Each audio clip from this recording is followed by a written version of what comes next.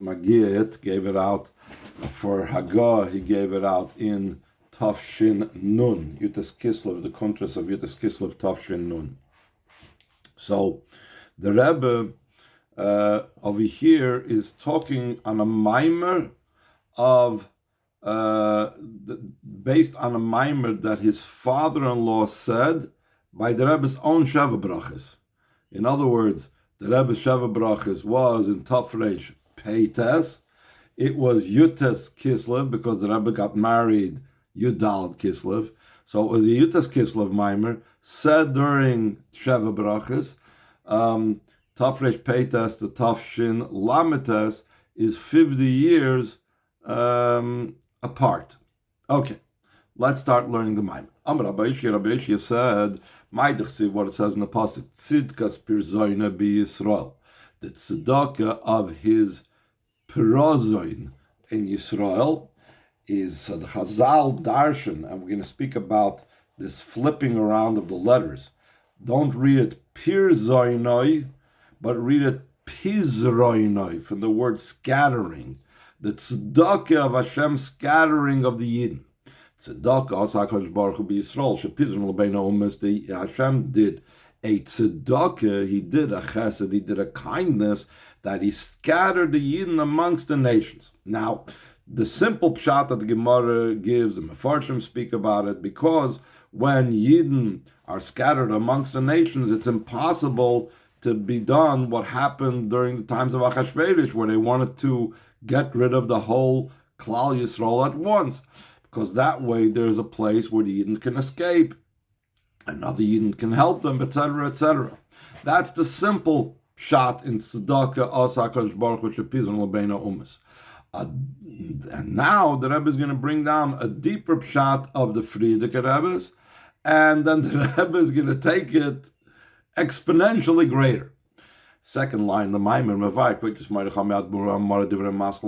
and my father-in-law, the Frierdiker Rebbe, explains in the Maimer by the same title. That was said on the 19th of Kislev during his Suda. There is also a collection, a pamphlet that was eventually incorporated into Sefer Amarim Kuntreisim, that they have in that pamphlet. It's all the Amarim that the Frierdiker Rebbe said in connection with the Rebbe's Chasana, whether Amarim the Rebbe said, the Frierdiker Rebbe said by the wedding, or the Amarim that the Frierdiker Rebbe said by the Sheva Brachas and so on. So he says, the Idei Yisrael Mefuzarim become Medinas.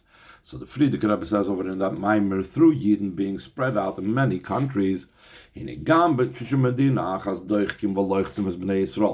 when one country they oppress and they persecute Yidden, and they don't allow them the opportunity to study Torah and fulfill mitzvahs, which that was a situation that the Frierdiker Rebbe was in then. It was barely a year since the Frierdiker Rebbe left the Soviet Union, and he was at that time in Warsaw, which was a free country in comparison to the Soviet Union, but the Frierdiker Rebbe never let the memory of the Jews in the Soviet Union falter, and from the moment he left the Soviet Union after Simchas Torah Tafresh Peiches, so he put in whatever effort was necessary to support them spiritually and materially, and constantly organizing different things.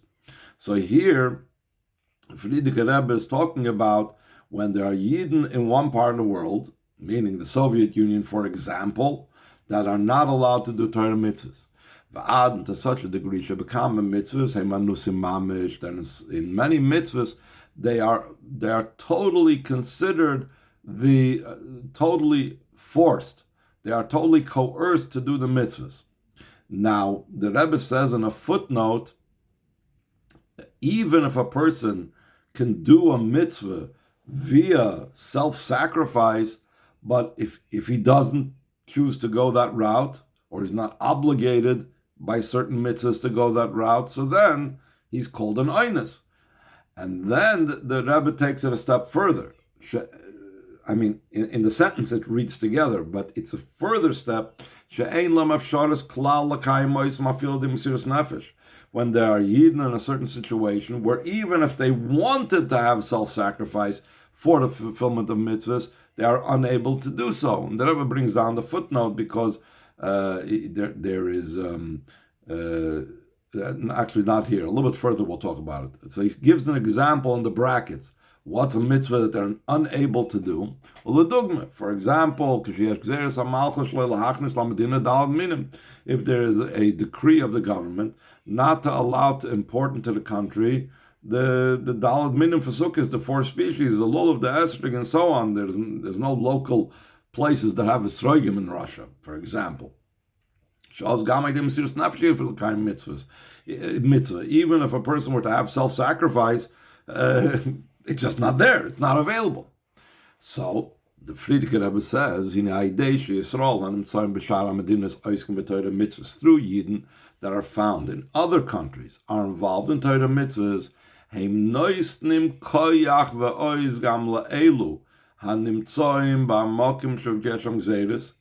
empower and they strengthen those that are found in the not free countries. They should be able to study Torah and fulfill mitzvahs. So the Friedrich Rebbe was like encouraging, while he was in the free country, he's saying, you guys, you do Torah mitzvahs, that will strengthen our brothers in Russia and the Soviet Union that are unable to do so, that they should be able to study Torah and should be able to fulfill mitzvahs. And the Rebbe says, and I'm not sure the Friedrich Rebbe says it in the Maimon, but the Rebbe breaks it down into different levels of how the Yidden in the free countries enable the Yidden in the not free countries to do mitzvahs. So he says, uminakal lakovid, from the lesser to the more difficult. Betchilam. First of all, they strengthen the Yidden that are in the not free countries, that they should have the courage to fulfill the mitzvahs via Mesiras Nefesh. Obviously, those mitzvahs that's possible to do, not like the example he gave before about the 4 species that are not available. Like, for example, in the Soviet Union, it was Mesiras Nefesh to keep Shabbos, it was Mesiras Nefesh to educate children, it was a Mesiras Nefesh to build a mikveh and so on. But the question is, are you allowed to do so? The Rebbe says in the brackets, as it's known that there is an opinion in those that paskin halacha, we know there's only 3 mitzvahs that a person is obligated to die and not transgress. Yarek val yaver. The other mitzvahs, it says, yaver val yaharik, he should transgress and not be killed. So there's a machloikis in the poskim. When the Chazal say, yaver val yaharik, does that mean he may transgress and not allow himself to be, and not be put to death? Or he must transgress? In other words, in the first instance, he has a choice. He has a choice by all the other mitzvahs except for those 3, that if he wants to transgress, he's allowed to transgress. But if he wants to, stand fast, even for a mitzvah like Shabbos or Chinuch or Mikveh or whatever, he's allowed to be Moshe Nefesh. Others are not of that opinion. They say that when it says Yaver Val Yehorig means literally, you must transgress. You have no choice in the matter. The only case when you're not to transgress is by the 3 big ones. So Al Kaponim, the Rebbe is bringing down the opinion that holds that Yaver Val Yehorig, that you're allowed to, that you, even according to Yaver Val Yehorig, Rashoy Lekadosh Hashem Limseres Atzmai, that a person has the permission, if they choose to do so, to sanctify Hashem's name and to give up his life. Therefore, when a Yid in the free country is performing Torah mitzvahs, they strengthen and give courage to the Yidden in the not free countries, that they should have the strength to even be willing to give up their lives for ordinary mitzvahs, regular mitzvahs. That's the first step of accomplishment. The next step of accomplishment is that when the Yidden in the free countries observe Torah mitzvahs, they help out that the Yidden in the not free countries, that they will reach such a state that they will not need to even have Mesiras Nefesh whatsoever. The Rebbe in the footnote also speaks about that that seemingly the Frierdiker Rebbe in the Maimer doesn't say the second step. So let's look in footnote number 8. In the Maimer entitled Amar Rabbi Oshia from the Frierdiker Rebbe, what is the empowerment that the Yidden in the free countries give to the Yidden in the not free countries? They should become inspired with a great and powerful inspiration, with self-sacrifice, not to listen to the opponent, and to, in other words, do the mitzvahs even though it involves Mesiras Nefesh. So seemingly, the Frierdiker Rebbe doesn't mention anything about this next stage, that when the Yidden in the free countries do Torah mitzvahs, it will enable that the Yidden in the not free countries should be able to do mitzvahs without the need for Mesiras Nefesh. So the Rebbe says that what the Frierdiker Rebbe said in his Maimer, what the Frierdiker Rebbe said, that they will need to have Mesiras Nefesh, and they will be inspired to have Mesiras Nefesh to do Torah mitzvahs. That's only initially. And from this comes about that afterwards they will not even need to have Mesiras Nefesh, like the Rebbe says inside. Va'ad, back to the text itself, 3 lines before Ois Beis. Va'ad shelo yelam nisyonos afil lo minis v'ikuvim. To such a degree is the effect of the avoid of Torah mitzvahs of the Yidden in the free countries, that the Yidden in the not free countries will reach a stage where they won't have any challenges at all, they won't have any obstacles and anything that stands in their way, because the Yidden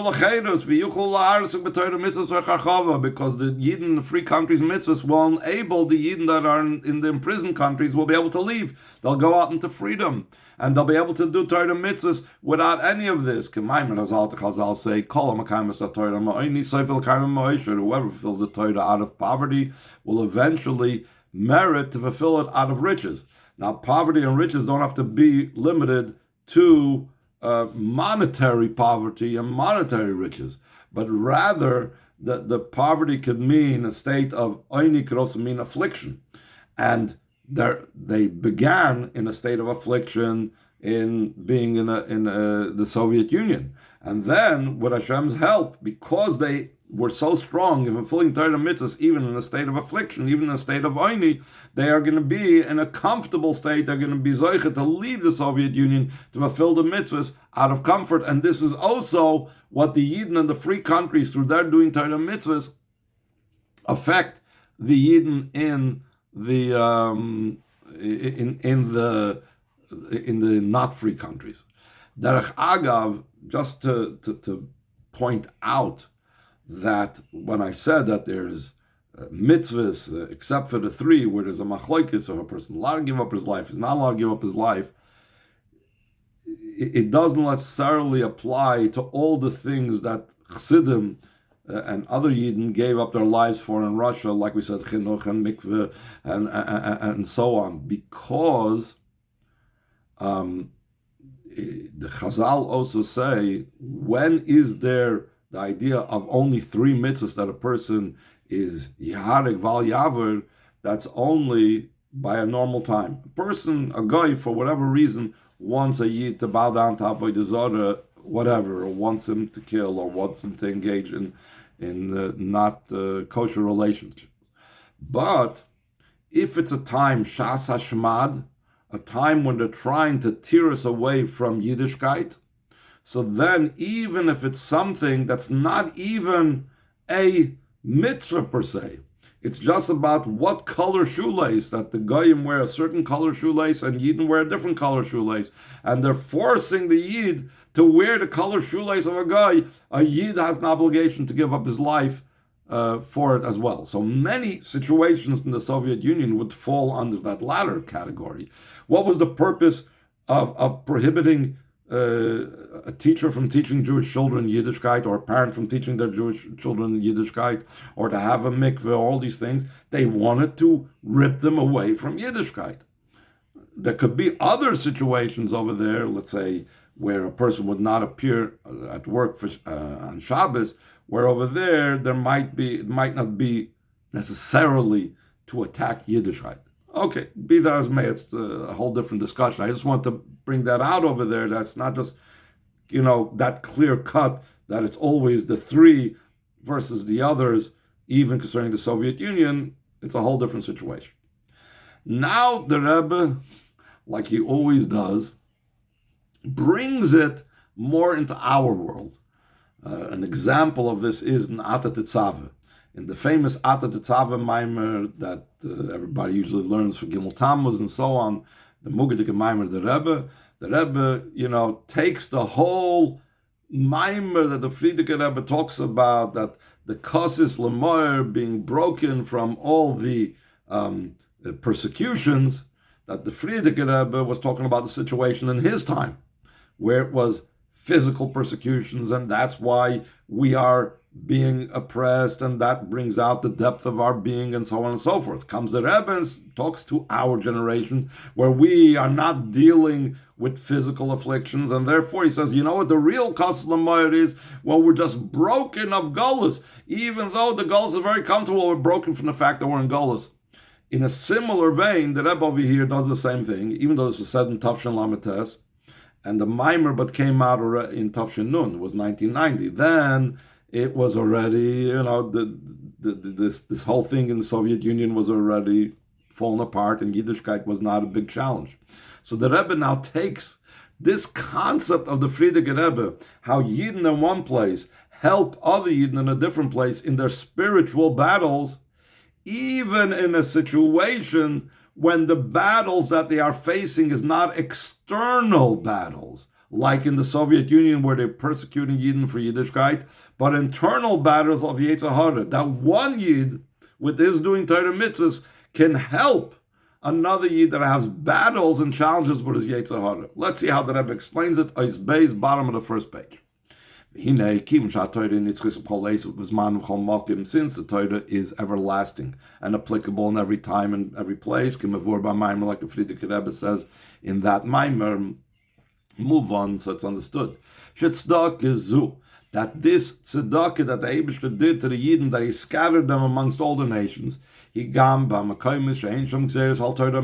also in those places that do not have decrees for Torah mitzvahs. In other words, like this.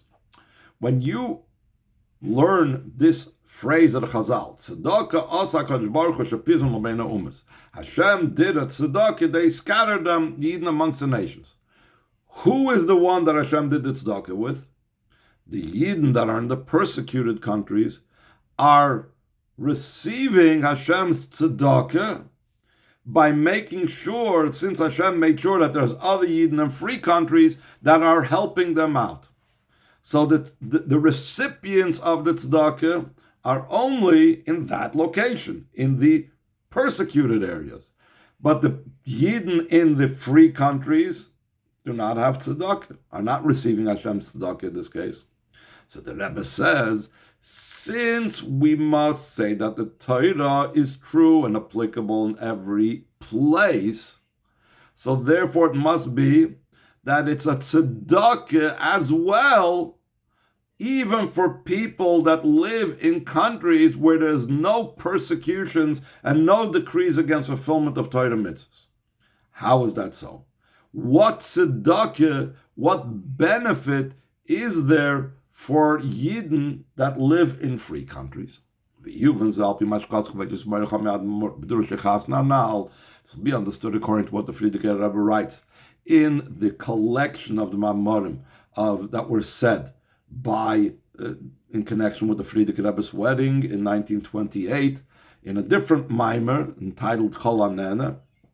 This is Chasam V'Kala. So the Frierdiker Rebbe writes over there, Be'inyan mitzvahs pidyon shvuyim sheyesh nagam beruchnis, concerning the mitzvah of redeeming captives. Top of the next page. That's to be found also in the spiritual sense. We know the greatest form of tzedakah is redeeming captives. Because especially in the olden times, a person in captivity was, first of all, their whole life was in danger, and secondly, prisons those days was not like the recreational centers that a lot of prisons are these days. I'm not saying that these days it's so nice, but it's definitely not like the dungeons of old. A person could just die over there and no one would even know, and no one would even care. But so just like begashmis pidyon shvuyim, redeeming captives is the greatest thing, so too there's the idea of redeeming captives beruchnis. What is the idea of being a captive in, what's it mean being a prisoner in the spiritual sense? Just like a physical captive, someone that's in prison, he cannot leave. So too it's spiritually. For example, a person sometimes is captive, heaven forbid, in the hands of his Yetzer Hara. And the Rebbe gives an example of such captivity in the brackets, for example, business people, that they are totally bothered and preoccupied and embedded in the burdens of their businesses. They are bound up, meaning they're captive with the thoughts that are bothering them. They cannot extract themselves from it, just like a captive, a prisoner, cannot release himself. Until sometimes he's even like someone that is in captivity. That's someone that's forced to transgress a mitzvah. And the Rebbe says right away in footnote 12, it doesn't mean that he's literally captive, because every person has permission and there's no one that can force him to go against him. And that's why the Rebbe says that when the Rambam speaks about a person that we're soon going to mention, he doesn't use the word Oinus, he used takvay. Let's see inside. Like the expression of the Rambam concerning halacha, it's his Yetzer Hara that took hold of him and that overpowered him. But it still doesn't say Yitzray hu she'ansai, because no one is really an Oinus just because they can't manage to deal with their own personal Yetzer Hara, their own personal demons. So now, once we've established what the idea of a captive is beruchnius, now we can apply this tzedakah of Pizron Leben Umis. V'zeu not tzedakah aidei Pizron Leben Umis gam b'negel komis haravacha. This is also Hashem's tzedakah that He scattered them amongst the nations. Also concerning places that are comfortable, meaning there's no persecutions going on.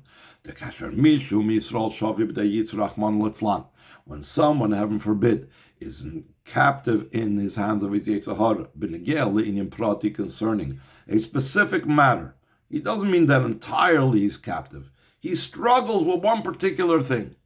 His leaving captivity is just like an ordinary prisoner. Someone else needs to release him, not by his own power and strength, because we know someone that's tied up, someone that's imprisoned, cannot release himself. How does this person have the power to get out of his Yetzer Hara's captivity? Through another Yid that is not in captivity concerning this matter. So if a person is struggling with, let's say, davening with a minyan, so another person that doesn't have a struggle with davening with a minyan, and by him davening with a minyan, he helps the Yid that has a struggle with a davening with a minyan. We'll stop over here. Continue tomorrow.